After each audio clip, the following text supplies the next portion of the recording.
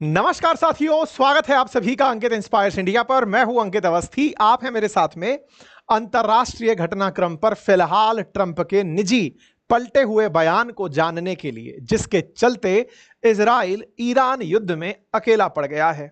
Israel का अकेला पड़ना अमेरिका की एक कूटनीतिक चाल है या फिर ट्रंप का मानसिक दिवालियापन, जिसमें वो चाहते हैं कि उन्हें बस शांति के खिताब से नवाज दिया जाए। इनके इस पीस मेकर या मिस्टर सीज फायर बनने की जो तमन्ना है, उसे किस तरह से दुनिया में देखा जाए, ये तो आप और मैं आने वाले समय तक डिस्कस कर लेंगे और इतिहास जब बनेगा तब इस विषय पर चर्चा अवश्य होगी। लेकिन फिलहाल ट्रंप का ताजा मैसेज है कि ईरान इजराइल युद्ध में मैं 2 हफ्ते रुक कर आऊंगा। जब ट्रंप इतने दिनों से कह रहे थे कि मैं ईरान के आसमान में तैर रहा हूं, जब ट्रंप कह रहे थे कि तेहरान खाली करो मैं आ रहा हूं, जब ट्रंप कह रहे थे कि G7 से मैं जा रहा हूं क्योंकि मैं कुछ बड़ा करने जा रहा हूं, ट्रंप ने फिर इस बार सरप्राइज कर दिया क्योंकि इमानुएल मैक्रोन ने इन्हें मिस्टर सीज फायर कहकर जो चिढ़ाया, इनकी फायर निकल गई, लेकिन वो 2 हफ्ते का समय खा गई। ऐसे में अमेरिका की तरफ से आज एक स्टेटमेंट आया है और वो स्टेटमेंट इजराइल के लिए बड़ा महंगा होगा, ऐसा मानने वाले कह रहे हैं। ऐसा क्या कह दिया है? जैसा मैंने दोहराया, फिर से दोहराता हूं। इन्होंने कहा है कि तू चल मैं आई। मेरे प्यारे साथियों, भारतीय सिनेमा में ये बहुत अच्छा संगीत का ये सुर जो आपने सुना होगा कि तू चल मैं आई, ये इस समय बाजार में ट्रंप पर बिल्कुल ठीक बैठ रहा है। इन्होंने नेतन्याहू से कहा है कि तुम 2 हफ्ते संघर्ष करो, हम आते हैं। जो बेटा तुम संघर्ष करो, हम तुम्हारे साथ हैं, से बेटा तुम चलो हम आते हैं, ऐसा कहकर कहीं नेतन्याहू को अकेला तो नहीं छोड़ दिया। और ट्रंप एक एक करके किस तरह दुनिया में जो भी देश उनके साथ रहे उन्हें अकेला छोड़कर जताना क्या चाह रहे हैं। फिर चाहे यूरोप हो, यूरोपियन कंट्रीज हो या फिर यूक्रेन रहा हो, उन सबको ट्रंप ने जिस तरह से पीठ दिखाई, उसी में अब एक नया नाम जुड़कर आ गया है, उसका नाम इजराइल है। इजराइल से पहले अगर दर्द कोई पूछे तो भारतीय प्रधानमंत्री से भी पूछ ही सकता है कि सर, वो जो आपने हमारे साथ किया था वो नेतन्याहू के साथ मत करिए।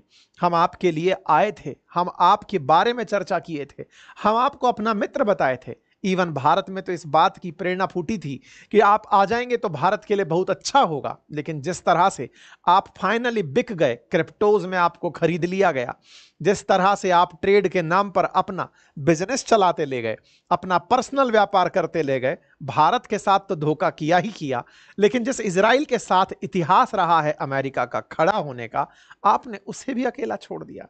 साथियों, आज ये तस्वीर जो भी लोग देख रहे हैं वो बार बार एक ही सवाल कर रहे हैं कि ट्रंप और नेतन्याहू ने अपने आप में से एक रास्ता चुन लिया है और ट्रंप निश्चित ही नेतन्याहू को अकेला छोड़ दिए हैं।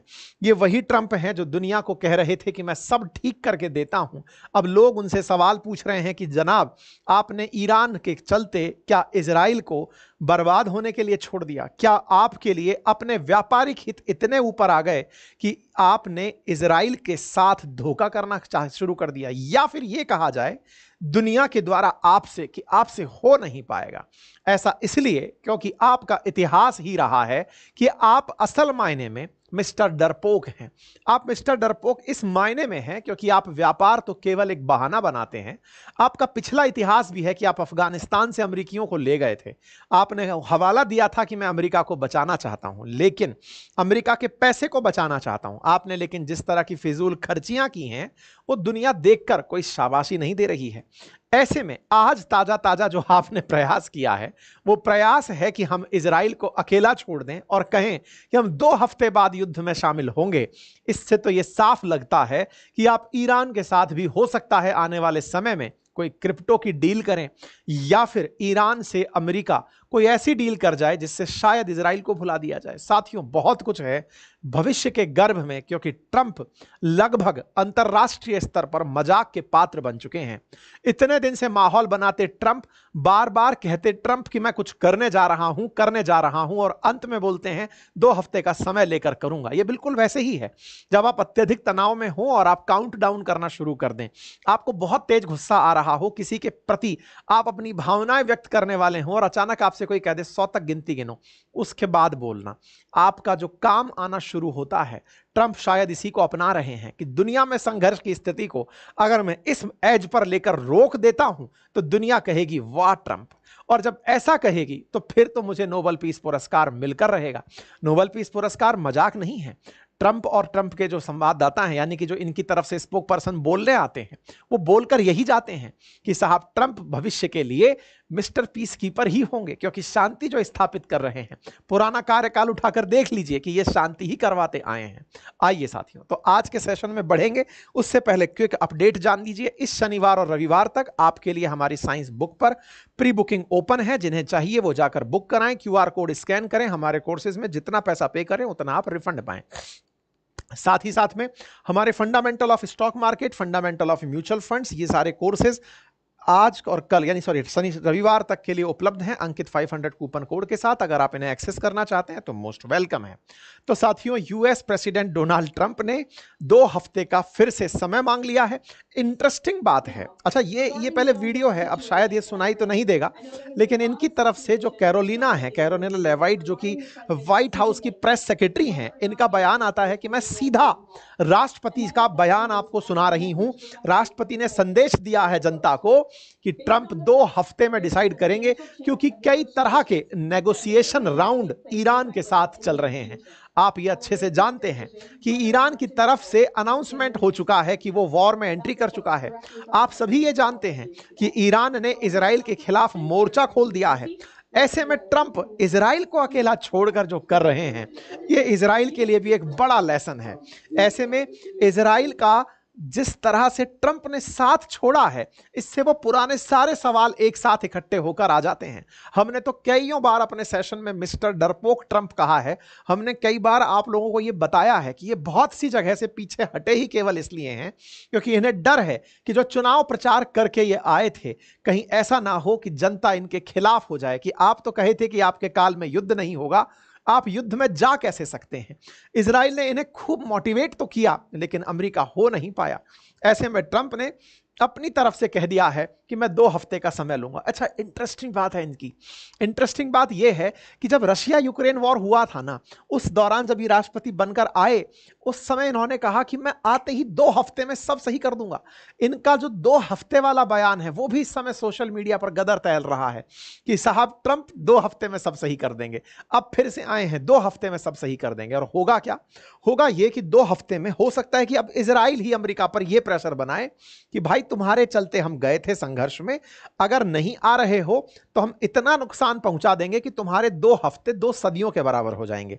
असल में इजराइल को जिस तरह से ट्रंप से अपेक्षाएं थी, कहा जा रहा है कि उतनी अपेक्षा उसे ईरान से नहीं थी कि ईरान इतना जबरदस्त रिटेलिएट करेगा। ईरान ने जिस तरह से रिटेलिएशन किया है, जिस तरह से ईरान अपने हथियारों के साथ अपने हथियारों को धड़ाधड़ इजराइल में ठौंसे पड़ा है, उससे इजराइल की एक्सपेक्टेशंस जो थी कि हम बच जाएंगे, हम पर कोई हमला नहीं होगा, हमारा डिफेंस बहुत मजबूत है, शायद वो इंट्रोस्पेक्ट करने के लिए मजबूर हो। इजराइल बहुत छोटा सा देश है, ऐसे में 1 करोड़ से भी कम आबादी है। इंफ्रास्ट्रक्चर पर जिस तरह लगातार तेल अवीव में हमले हो रहे हैं, अभी ताजा हमला माइक्रोसॉफ्ट के ऑफिस पर हुआ है। माइक्रोसॉफ्ट का जहां कार्यालय बना हुआ है उसके बिल्कुल नजदीक हमला हुआ है। कल मोसाद के हेडक्वार्टर पर हमला हुआ था, ऐसा खबरों में था। ऐसे में इजराइल के ऊपर जो हमले हो रहे हैं, उन्हें ईरान के द्वारा जिस तरह से अंजाम दिया जा रहा है, कहीं ना कहीं इजराइल भी कैलकुलेशन में पिछड़ता दिख रहा है। और ऐसी स्थिति अगर ज्यादा दिन तक रहती है तो इजराइल इस खेल को खत्म करने की तरफ बढ़ेगा।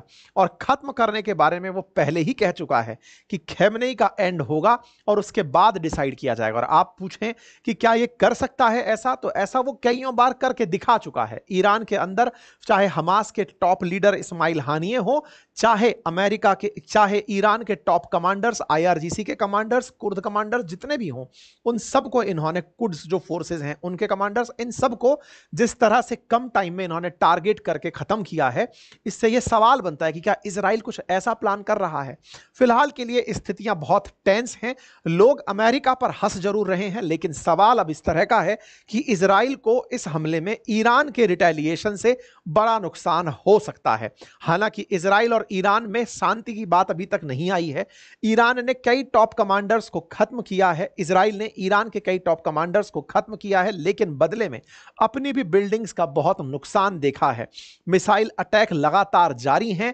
Israeli defence system particular siren बजा बजा कर बता रहा है कि हमारे पूरे देश पर हमले किए जा रहे हैं। हालांकि इन सायरन्स से डिफेंस एक्टिवेट होता है, लोगों को अपडेट दिया जाता है, लेकिन अगर आप इजराइल के मैसेजेस देखेंगे इजरायली डिफेंस फोर्सेस के, तो वो लगातार ट्वीट्स में केवल और केवल सायरन कहां कहां बज रहा है इसके ही सिग्नेचर और साइन दिख रहे हैं।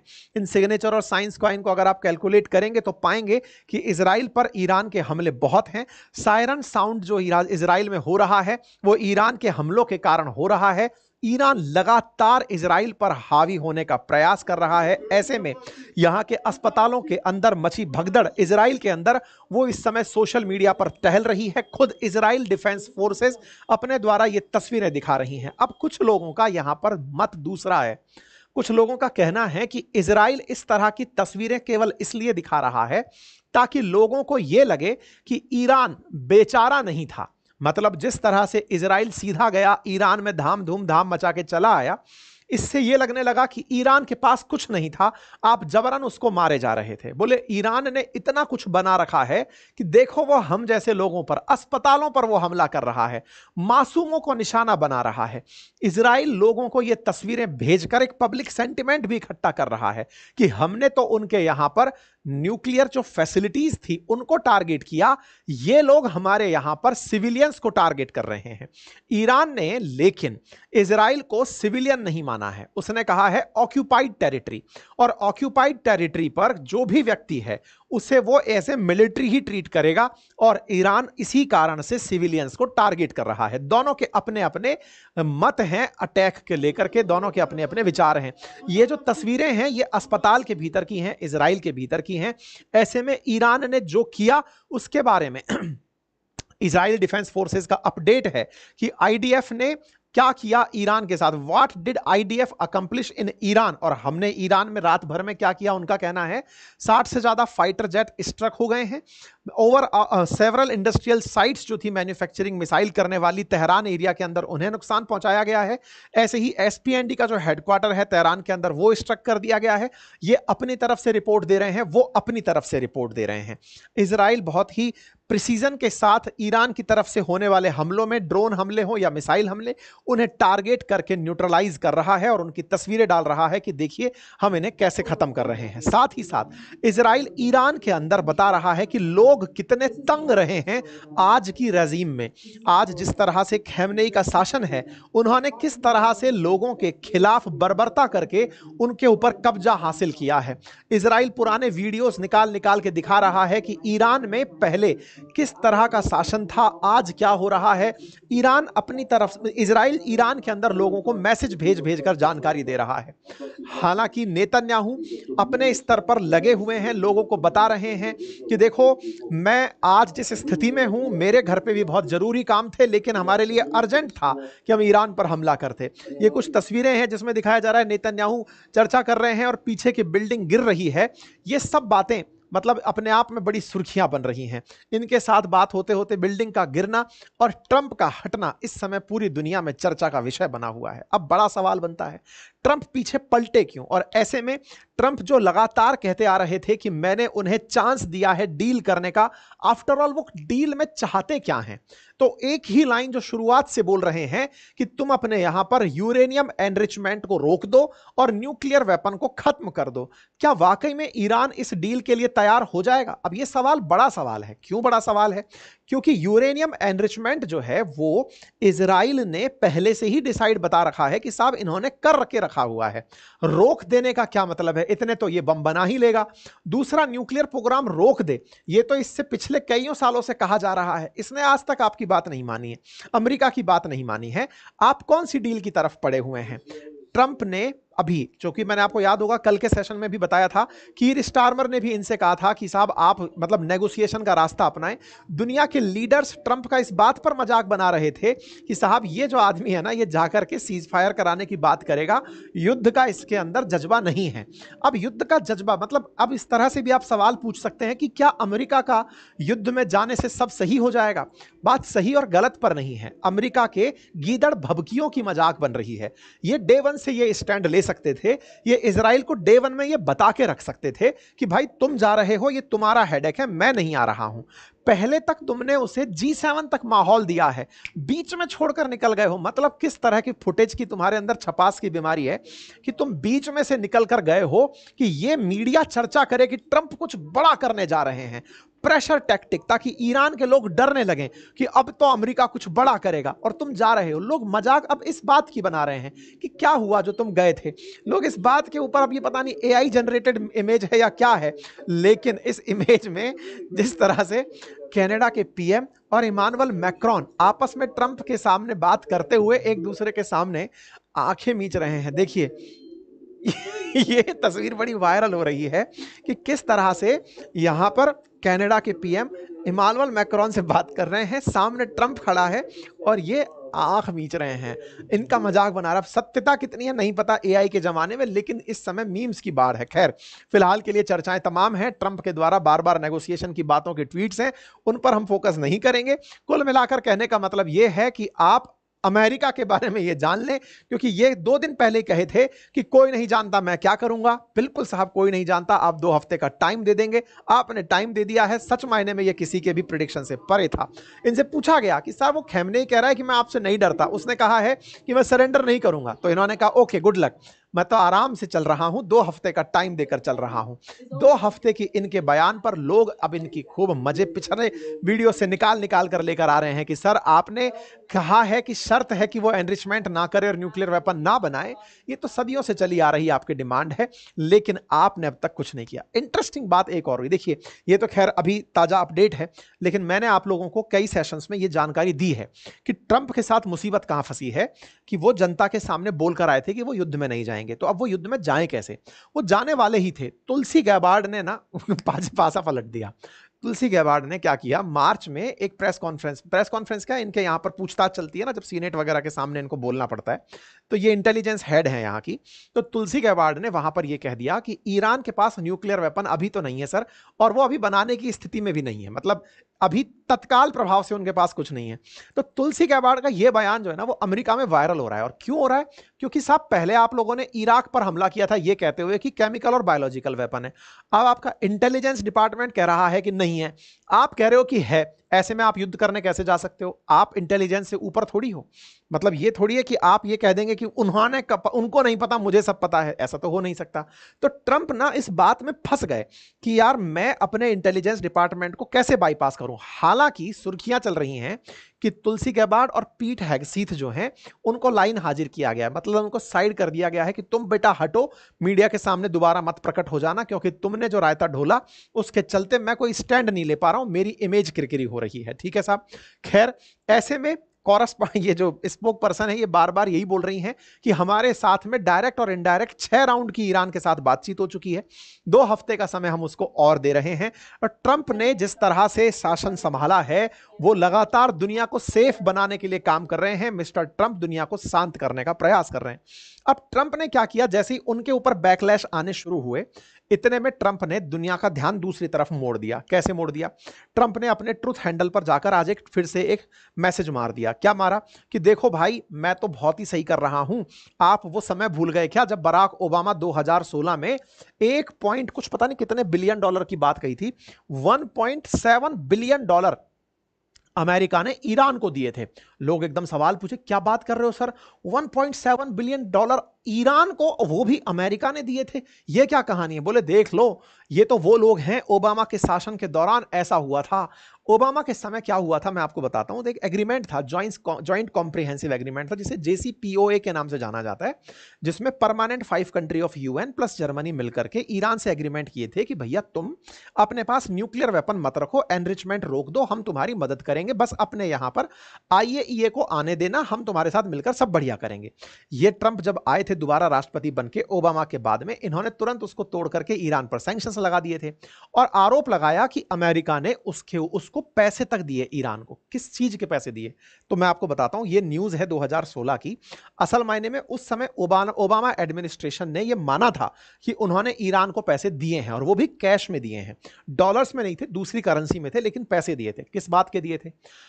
था ये कि 2016 में जब ये डील हो रही थी, उससे पहले ईरान के ऊपर अमेरिका ने सैंक्शंस लगा रखे थे।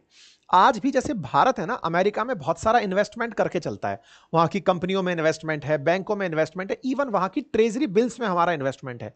जैसे चाइना ने बहुत सारा इन्वेस्टमेंट कर रखा है अमेरिका में, जैसे इंडिया के अंदर अमेरिका का इन्वेस्टमेंट है, इस तरह से दुनिया के दो देश एक दूसरे में इन्वेस्टमेंट करते हैं। ईरान ने भी अमेरिका में, कहा जाता है, ये नंबर्स हैं, अभी अलग अलग नंबर्स हैं, कोई कहता है 400 बिलियन डॉलर का निवेश है, मिनिमम 50 बिलियन डॉलर का भी अगर निवेश हो तो निवेश है। ऐसे में अगर ईरान का अमेरिका में निवेश था और अमेरिका ने ईरान पर सैंक्शंस लगा दिए थे, इसका मतलब होता है कि अमेरिका ने उस देश के पैसे अपने ही यहां पर फ्रीज कर लिए, जैसे रूस के साथ किया इन लोगों ने। जब रूस पर यूक्रेन युद्ध के अंदर सैंक्शंस लगाए थे, तो रूस का जो पैसा जमा था, चाहे यूरोप में था चाहे अमेरिका में था, उसको सबको ये लोग दबाकर बैठ गए कि बेटा हम ये पैसा नहीं देंगे तुम्हारा, अब तुम लड़ लो। ऐसे ही इन्होंने यहां पर किया, पैसा दबा के बैठे। तो ईरान ने कहा कि अब जब तुम मेरे साथ एग्रीमेंट करने आ ही गए हो, तो कम से कम मेरा पैसा तो दे दो जो तुम्हारे पास में बंद है। भाई तुम लोगों ने मेरे साथ एग्रीमेंट कर लिया कि मैं JCPOA कर लूं, तो मेरा पैसा तो लौटा दो जो तुम्हारे यहां पर है। तो उस फ्रीज अकाउंट में से, कहा जाता है, जो एसेट्स हैं उनमें से 1.7 बिलियन डॉलर उस समय ईरान को दिए गए थे। बाद में इसका फैक्ट चेक भी हुआ कि क्या यह रकम सही है जो बताया गया, कहां से ये रकम दी गई, और उसमें यही पाया गया कि ट्रंप का ये कहना कि नॉट क्वाइट एक्यूरेट, मतलब ये एग्जैक्ट सही नंबर नहीं है, लेकिन हां कुछ तो दिया होगा। खैर पैसे दिए थे, और वो ईरान को इसीलिए दिए थे कि भैया तुमको भी ये विश्वास हो कि तुम एग्रीमेंट करके घाटे में नहीं जा रहे हो, हम तुम्हारे साथ आएंगे, तुम्हारे फ्रोजन अकाउंट्स खोलेंगे, पैसा वापस लौटाएंगे। इस बात को ओबामा के खिलाफ ट्रंप अब भी उठाते हैं और वो यही कहते हैं, देखो मैं वो नहीं हूं जो ईरान को पैसे दे दे, मैं तो वो हूं जो उसके साथ डील करूंगा, ट्रेड डील करूंगा, पैसे लेकर आऊंगा, और मैं तो क्रिप्टो को बढ़ाकर ले जाऊंगा। खैर अब जो भी है, हमारी तो संवेदनाएं इस बात पर टिकी हैं कि ईरान इजराइल वॉर में अब केवल दो ही पार्टी रह गई हैं। कल भी मैंने सेशन में आपको बताया था, रूस की जब एंट्री हुई थी तब भी मैंने कहा था रूस और चाइना की एंट्री होना अमेरिका को डराने जैसा था, क्योंकि अमेरिका इस समय इस स्थिति में नहीं है कि वो रूस और चाइना के खिलाफ खड़ा हो सके।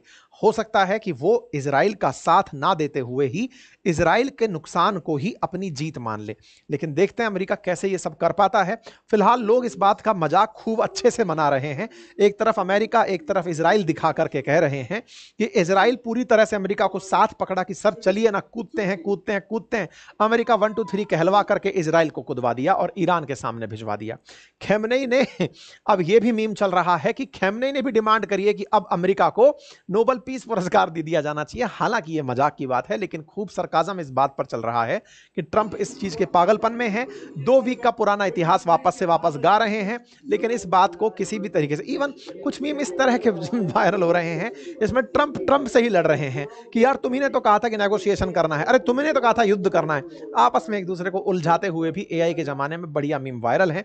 फिलहाल के लिए इजराइल पर हमलों की ईरान तस्वीर डाल रहा है और ईरान पर हमले की इजराइल तस्वीर डाल रहा है। फिलहाल इतना ही अपडेट है। तो क्या रहा तेरा वादा, गुनगुनाते हुए नेतन्याहू आपके सामने है।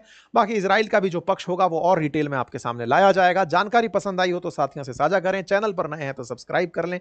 अभी के लिए इतना ही। बाकी 2 दिन जो शनिवार रविवार हैं उस पर हमारे ऑफर उपलब्ध हैं, आप जाकर उन्हें एक्सेस कर सकते हैं। Thank you so much.